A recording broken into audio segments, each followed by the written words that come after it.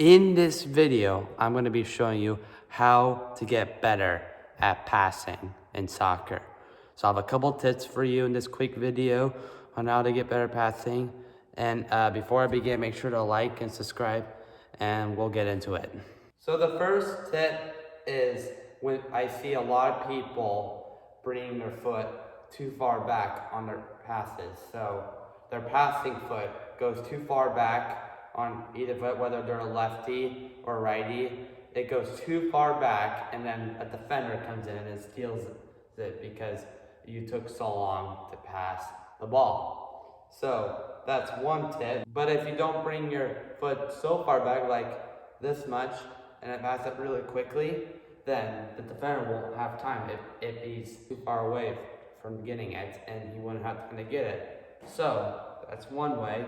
But if you're shooting, then that's when you bring your foot this far back. If you're like kind of outside the 18-yard box. So yeah, that's the first tip. The second tip is when players pass, they tend to get under the ball.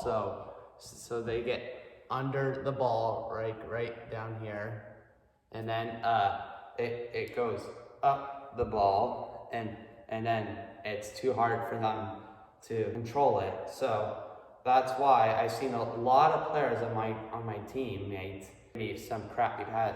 So that's why I've been kind of training on that. And but when people make those passes, they'll often also do this. They'll often make this mistake. So they'll hit the laces.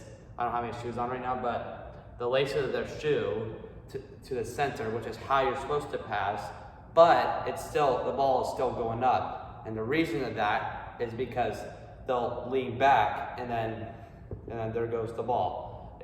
It's a crummy pass. So yeah, so make sure you're leaning forward and hitting the laces or inside of your foot to pass.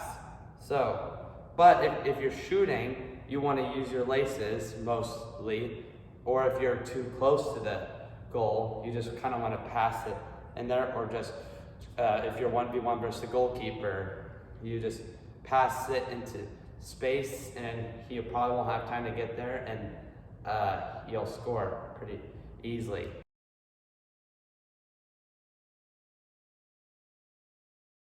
So that's the second tip. The third tip is I see people dribbling with their head down, and then they pass it and nobody's there because they have their head down. So that's another way to make a crappy pass.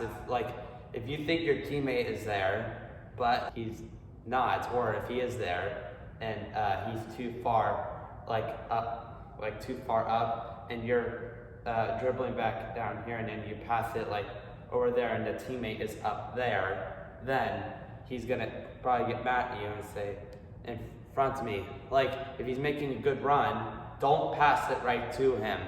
Like if he's making a run down the wing, and that's when you want to pass it in front of him, not to him, in front of him, so he can keep running.